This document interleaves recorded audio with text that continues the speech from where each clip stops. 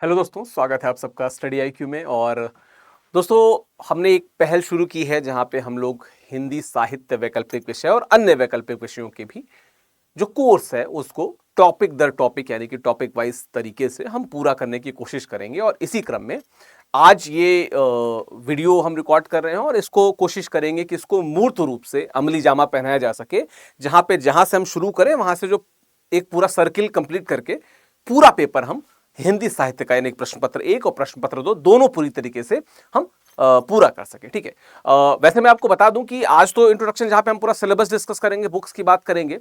जो इसके बाद का वीडियो होगा हिंदी साहित्य का जो इतिहास लेखन है, मैं हमेशा से वहीं से शुरू करना चाहता हूं, क्योंकि वो एक वैसा विषय, एक ऐसा टॉपिक है जहां पे आपको बहुत सारे अलग अलग पर्सपेक्टिव शुरू में ही समझ में आ जाते हैं, जिससे आप जब प्रश्न पत्र 2 तक जाते हैं, ठीक है, तो आपको क्लियर होता है कि अच्छा, ये कवि इस विधा का कवि है और ये कवि इस समय का कवि है, इसकी कविता में इस चीज की छाप मिलेगी या इसके लेखन में, गद्य में इस चीज की छाप मिलेगी, इसलिए इसकी जरूरत हो जाती है। तो हम शुरू वहां से करने की कोशिश करेंगे। बाकी आज हम सिलेबस को देखेंगे, हिंदी साहित्य वैकल्पिक विषय के सिलेबस को देखेंगे। उससे पहले यह भी जानेंगे कि क्यों इतना इंपॉर्टेंट हो जाता है, क्यों इतना जरूरी है हिंदी साहित्य वैकल्पिक विषय, क्यों इतना अप्रिशिएट किया जाता है, इतने ज्यादा नंबर आते हैं और क्यों इतने सारे स्टूडेंट्स सिलेक्शन पाते हैं हिंदी साहित्य वैकल्पिक विषय के साथ में। तो मेरा नाम विकास है और मैं स्टडी आईक्यू में हिंदी साहित्य पढ़ाता हूं। ये मेरा टेलीग्राम चैनल है, मैं इधर हट जा रहा हूं, @ऑफिशियल विकास करके आप स्कैन करके इस टेलीग्राम चैनल से जुड़ सकते हैं। ठीक है। हिंदी साहित्य की बात करने से पहले क्यों सबसे बेहतर, थोड़े से पॉइंट देख लेते हैं। ठीक है। अगर हिंदी, पहला पॉइंट है कि क्यों सबसे बेहतर, अगर इसकी बात कर ली जाए तो अंग्रेजी हिंदी दोनों माध्यम के स्टूडेंट जो है ना, अंग्रेजी हिंदी दोनों माध्यम के स्टूडेंट के लिए ये सही है। Whatever medium you have, whether it is English और Hindi, it is good for each and every of you. यानी आप में से कोई भी ले सकता है। जैसे मेरा माध्यम अंग्रेजी था, मैं हिंदी साहित्य वैकल्पिक विषय मैंने लिया, ठीक है, तो आप भी ले सकते हैं। मेरे बहुत सारे स्टूडेंट्स या जो शुरुआत में मेरे मित्र थे, बहुत से ऐसे लोग हैं जिन्होंने हिंदी साहित्य लेकर सिलेक्शन लिया, उनका माध्यम अंग्रेजी था। हिंदी में तो खैर सबसे लोकप्रिय है ही। सबसे सहज सरल कविता, कहानी, उपन्यास पढ़ना है। विगत 12 वर्षों में सबसे ज्यादा रिजल्ट इस वैकल्पिक विषय के द्वारा आपको पता है कि दिए गए हैं। ठीक है। हिंदी माध्यम में तो खैर सबसे बड़ा वैकल्पिक विषय ही, जो एक रास्ता होती है, मोनोटोनी होती है, जब आप जीएस पढ़ते रहते तो आपकी बोरियत को दूर करता है। ठीक है। अपडेट करने की कोई जरूरत नहीं, there is no need to update Hindi literature, कोई अपडेट करने की जरूरत नहीं करंट अफेयर्स के जैसे, और बहुत सारे ऐसे वैकल्पिक विषय हैं जहां पे आपको अपडेट करने की जरूरत पड़ती है। भाषा का कोई दबाव नहीं, हिंदी में ही लिखना है। मतलब ये कि आपको दिमाग में ये नहीं रहेगा कि जो अंग्रेजी में लिखेगा वो ज्यादा नंबर पाएगा, हिंदी में सब लिखेंगे, जो भी हिंदी लिटरेचर लिया रहेगा सब हिंदी में ही लिखेंगे।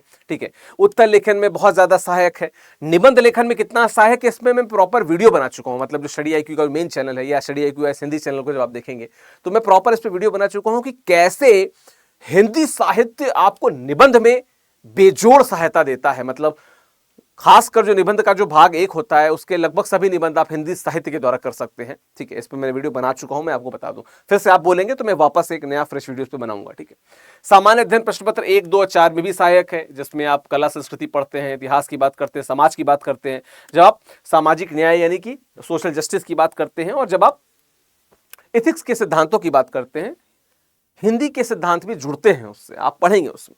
जब हम लोग कबीर को पढ़ेंगे, जब हम लोग शुद्धाद्वैतवाद, विशिष्टाद्वैतवाद, द्वैताद्वैतवाद, द्वैतवाद, ठीक है, अद्वैतवाद, इन सबको पढ़ेंगे तो हम पढ़ेंगे उसको। और अनिवार्य हिंदी पेपर में तो खैर सहायक है ही, वो क्वालिफाइंग है, उसको क्वालिफाई करना ही है। तो बहुत सारी जगहों पे सहायक होता है, इसलिए हिंदी लिटरेचर वैकल्पिक विषय के रूप में स्टूडेंट्स लेते हैं। ठीक है। बात की जाए उसके आगे की तो पाठ्यक्रम और किताबों को देख लेते हैं। प्रश्न पत्र 2 है, प्रश्न पत्र 1, प्रश्न पत्र 2। अगर मोटा मोटी तौर पे देखा जाए तो प्रश्न पत्र 1 का जो खंड क है, जो आप यहां पे देख सकते हैं, वो हिंदी भाषा तथा नागरी लिपि का इतिहास है। प्रश्न पत्र 1 का खंड ख है, वो हिंदी साहित्य का इतिहास है, उसमें गद्य और पद्य दोनों के साहित्य के इतिहास के पढ़ते हैं। प्रश्न पत्र 2 खंड क पद्य है, प्रश्न पत्र 2 खंड ख गद्य है। तो मतलब हिंदी साहित्य, हिंदी भाषा, हिंदी की जो लिपि है, हिंदी का जो साहित्य है, इसका जो पूरा इतिहास है उसे कवर करता है, और इसमें जो प्रमुख पद्य और प्रमुख गद्य रचनाएं हैं उनको कवर करता है। प्रश्न पत्र 1 खंड का की बात की जाए तो पहला पॉइंट आप यहां से देख लीजिए, अपभ्रंश, अवट, प्रारंभिक हिंदी का व्याकरणी तथा अनुप्रेक्त स्वरूप, संस्कृत, लौकिक संस्कृत, पाली, प्राकृत, अपभ्रंश, अपभ्रंश, अवहट, पुरानी हिंदी और फिर ये जो क्रम है, इस क्रम को यहाँ पे आप व्याकरणिक और प्रयुक्त रूप से देखते हैं, ठीक है। मध्यकाल में ब्रज और अवधी का जो साहित्यिक भाषा के रूप में विकास हुआ, मतलब इसमें कोई दो राय ही नहीं है कि मध्यकाल में अगर किन्हीं दो भाषाओं का सबसे ज्यादा साम्राज्य विस्तृत था तो वो ब्रज भाषा और आपकी अवधी भाषा थी। ब्रज भाषा तो खैर आपको 1920 तक यानी कि द्विवेदी युग तक देखने को मिलेगी और प्रखर रूप से मिलेगी। इवन उसके बाद भी कई सारे ग्रंथों में आपको ब्रज भाषा की छटा देखने को मिलती है, कहीं कहीं आपको कामायनी में भी ब्रज भाषा की छटा देखने को मिलती है।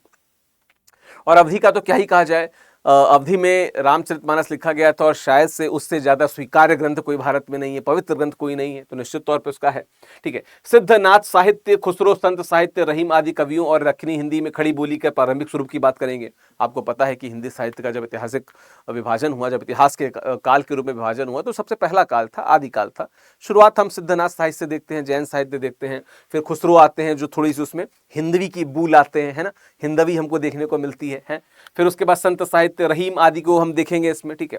19वीं शताब्दी में खड़ी बोली और नागरी लिपि का जो विकास है उसको देखेंगे, बड़ा ही जिसे कहते हैं कि संघर्षरत विकास था, इसको भी हम वहां पे देखेंगे। हिंदी भाषा और नागरी लिपि का जो मानकीकरण है, हम इसकी बात करेंगे, ठीक है। फिर उसके बाद स्वतंत्रता आंदोलन के दौरान राष्ट्रभाषा के रूप में हिंदी भाषा का विकास।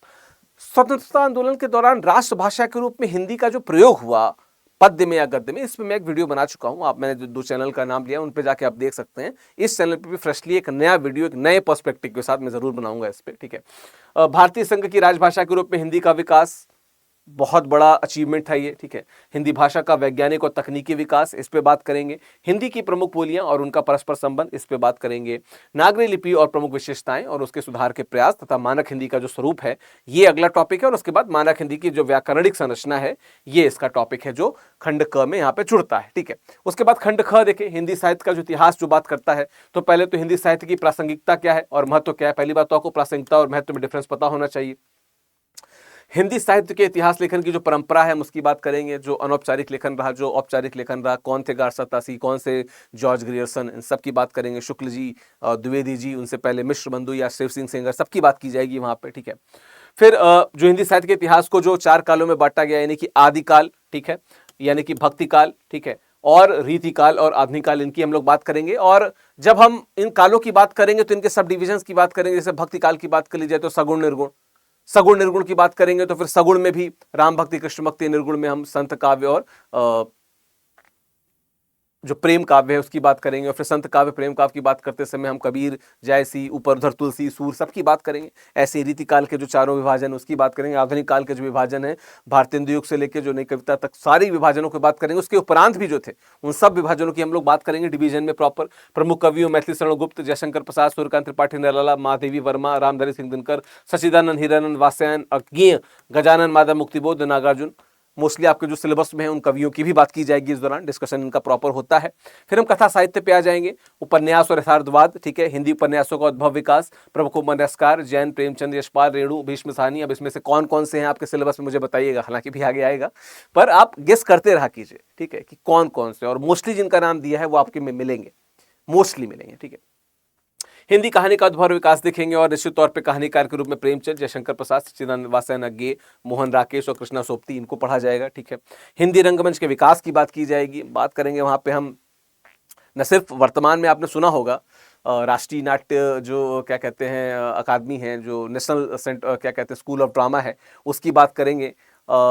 उससे पहले शुरुआत की भी बात करेंगे कि कैसे भारतेंदु हरिश्चंद्र, जिन्हें भारतेंदु की उपाधि मिली थी, कैसे उन्होंने इस विधा को इतने प्रचलित कराया, कैसे गद्य विधा को उन्होंने प्रचलित कराया, इन सब चीजों पे बात होगी वहां पे, ठीक है। फिर खैर नाटक रंगमंच की बात करेंगे, हिंदी नाटक का उद्भव विकास की बात करेंगे। देखिए आ गए यहाँ पे भारतेंदु हरिश्चंद्र, जयशंकर प्रसाद के नाटक यूपीपीसीएस में तो थे ही, यूपीएससी का तो जान है ही, लेकिन और भी कुछ जगहों पे किसी विशिष्ट कारणों से ज्यादा फेमस है, आप मुझे बताइएगा। इसकी रंगमंचिता की जब बात करेंगे तो आप बताइएगा कि जो गुजराती थिएटर है, आप इस पर सर्च कीजिएगा, ये गुजराती थिएटर है या जो हमारा नॉर्थ ईस्ट का थिएटर है, इवन जो बंगाल थिएटर है, उसमें भी कुछ उपयोगिता है। अगर कुछ बिंदु मिल सके तो मुझे कमेंट बॉक्स में जरूर बताइएगा आप, ठीक है। बाकी जगदीश चंद्र माथुर, राज कुमार वर्मा, मोहन राकेश, इन सब चीजों की हम लोग बात करेंगे, ठीक है। फिर आलोचना, हिंदी आलोचना का उद्भव विकास, सैद्धांतिक, व्यवहारिक, प्रगतिवादी, मनोविश्लेषणवादी आलोचना और नई समीक्षा, इस पे बात की जाएगी। प्रमुख आलोचकों जैसे रामचंद्र शुक्ल जी, हजारी प्रसाद द्विवेदी जी, शुक्ल वर्सेस द्विवेदी का जो द्वंद्व है उसकी बात की जाएगी, रामविलास शर्मा जी की बात की जाएगी डॉक्टर नगेंद्र की बात की जाएगी, ठीक है। हिंदी गद्य की जो अन्य विधाएं हैं यानी ललित निबंध, लेखा चित्र, संस्मरण यात्रा आदि की बात करते हुए ये जो खंड है आपका ये ओवर होगा। और अगर इस खंड के लिए किसी किताब को आपकी जरूरत पड़ेगी, मतलब कोई किताब अगर आप लेना चाहते हैं तो आप इस किताब को ले सकते हैं, हिंदी भाषा का जो विकास, गोपाल राय द्वारा लिखी गई है। लेकिन एक और किताब है हिंदी साहित्य का जो सरल इतिहास है, ठीक है, उसको भी आप ले सकते हैं। बट अगर आप हिंदी साहित्य वैकल्पिक विषय में मेरे बैच से जुड़ते हैं तो आपको किसी भी किताब की जरूरत नहीं, प्रश्न पत्र एक के लिए तो जरूरत नहीं है, नोट्स मोर देन सफिशिएंट होते हैं। लेकिन आप लेना चाहें तो डॉक्टर नगेंद्र द्वारा लिखा हिंदी साहित्य का इतिहास ले सकते हैं, राम कुमार वर्मा जी द्वारा लिखा हिंदी साहित्य का आलोचनात्मक इतिहास ले सकते हैं। बाकी एक यहाँ पे हमने किताब की बात की, हिंदी भाषा का विकास, गोपाल राय, नीले कलर की किताब है, आप इसको भी लेना चाहें तो आप ले सकते हैं, ठीक है। ये बाकी है देखिए हिंदी शास्त्र का परिचय, ये एनसीईआरटी, ये तो खैर मेरे टेलीग्राम से भी आपको अवेलेबल हो जाएगा, मेरे ग्रुप में भी आपको दे देता हूँ मैं से। हिंदी भाषा की परंपरा और डॉक्टर राम प्रकाश क्या कहते हैं, सॉरी, हिंदी भाषा की परंपरा और विकास, डॉक्टर राम प्रकाश की किताब है। खैर मैं इन दो किताबों की बात कर रहा था, इन दो किताबों को अगर आप चाहें तो आप ले सकते हैं। ये दोनों किताबें आप पढ़ना चाहें अगर नेट वगैरह के लिए भी, या अगर यूपीएससी के लिए पढ़ रहे हैं तो ले सकते हैं। बाकी अगर आप मेरे बैच से जुड़ते हैं तो इसमें तो मैं ये कहना चाहूंगा कि किताबों की जरूरत नहीं पड़ेगी, सबका जो उसमें क्रक्स है उसमें आपको मिल जाएगा। हिंदी साहित्य और संवेदना का विकास, डॉक्टर रामस्वरूप चतुर्वेदी की अच्छी किताब है। और बाकी इग्नू की सामग्री आपको इंटरनेट पे भी मिल जाती है, नहीं मिलती है तो टेलीग्राम में मुझसे संपर्क कर लीजिएगा, मैं आपको वहां पे प्रोवाइड करा दूंगा, ठीक है। बात की जाए खंड क, सॉरी, प्रश्न पत्र 2 के खंड क की, जो दूसरा भाग है इसका प्रश्न पत्र का, जो दूसरा प्रश्न पत्र है उसका जो पहला भाग है जो पद्य की बात करता है। अभी हमने जो मध्यकालीन और आधुनिक कवियों की बात की और उस काल की बात की, उन्हीं कवियों की हम बात करेंगे। शुरुआत होगी यहाँ पे कबीर से, सूरदास, तुलसीदास जैसी, फिर हम बिहारी की बात करेंगे, ठीक है। फिर मैथिली शरण गुप्त, भारत भारती आपके सिलेबस में, अतीत खंड, वर्तमान खंड, भविष्य खंड, तीनों को वहां पर डिस्कस किया जाएगा।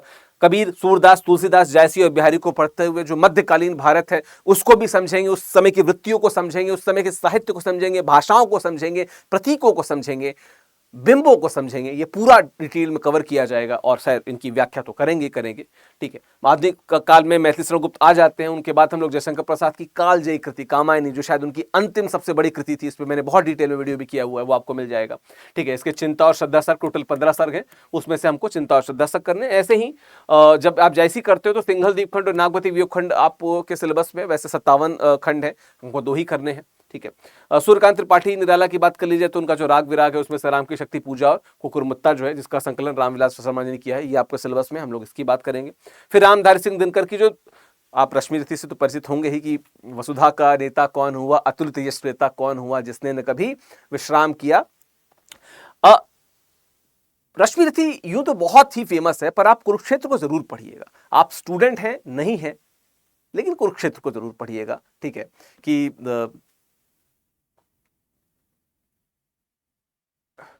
क्षमा शोभती उस भजंग को जिसके पास गरल हो, उसको क्या जो दंतहीन विषरहित विनीत सरल हो, इसमें मेंशन है, आप इसको जरूर पढ़िएगा, सिलेबस में है। उसके बाद सच्चिदानंद हिरानंद वात्स्यायन यानी कि अज्ञेय जी की आंगन के पार द्वार जो है वो आपके सिलेबस में है, हम इसको करेंगे। जो साध्य वीणा है बेसिकली, और कैसे उस वीणा को कैसे साधना है, हम इसको भी देखेंगे। और शेखर एक जीवनी, इनकी जो आत्मकथा कही जाती है, इसको भी जरूर पढ़ने की कोशिश कीजिएगा, बड़ी अच्छी तरीके से, रोचक तरीके से लिखी गई है। मुक्तिबोध, गजानन मन मुक्तिबोध का जो ब्रह्म राक्षस है वो आपके सिलेबस में है। और साथ में बाबा नागार्जुन की बादल को घिरते देखा है, और अकाल के और उसके पास की, बहुत दिनों तक चूल्हा रोया चक्की रही उदास, बहुत दिनों तक कानी कुतिया सोई उसके पास। ये कविता भी हम पढ़ेंगे, इसके निहितार्थों को पढ़ेंगे, इसके सभी प्रतीकों को पढ़ेंगे, ठीक है। ये हम, और साथ में उस समय के समाज को, उन कवियों की जो बिंबात्मकता थी, प्रतीकात्मकता थी, जो भी चीजें हैं, इवन जब हम स्वच्छंदवादी कवियों को पढ़ते हैं, ठीक है, जैसे खासकर जयशंकर प्रसाद की बात कर ले जो छायावादी कवि हैं, तो या निराला जी की बात करें, तो हम उस समय स्वच्छंदतावाद को भी देखेंगे थोड़ा सा, ठीक है। बात कर लीजिए अगर आगे की, तो फिर प्रश्न पत्र 2 का जो खंड ख आ जाता है, जो गद्य विधा की बात करता है, यानी गद्य साहित्य की बात करता है। यहाँ पे भारत दुर्दशा, भारतेंदु हरिश्चंद्र जी का जो कालजयी जो कृति है भारत दुर्दशा, इस पर मैं वीडियो वैसे कर चुका हूँ, पर इसमें डिटेल में अलग पर्सपेक्टिव को लेकर वीडियो भी करूंगा। ये भारत दुर्दशा को आप समानांतर रख सकते हैं मैथिली शरण गुप्त की भारत भारती से, क्योंकि कई जगह मैथिली शरण गुप्त की जो भारत भारती है जो 1912 में रचित थी, वो कई बार प्रेरणा पाती है भारत दुर्दशा से, कि रोवा मिलो आप सब भाई, हा हा भारत दुर्दशा देखी न जाई। फिर मोहन राकेश, आषाढ़ का एक दिन, बड़ा शानदार नाटक। लेकिन जब आप इसको देखिएगा तो साथ में आप इनकी एक और एकांकी है अंडे के छिलके, उसको जरूर पढ़िएगा, बड़ी शानदार है। ठीक है, रामचंद्र शुक्ला जी का जो चिंतामणि भाग एक जो कविता क्या है, श्रद्धा भक्ति जैसे निबंध है, उसमें है।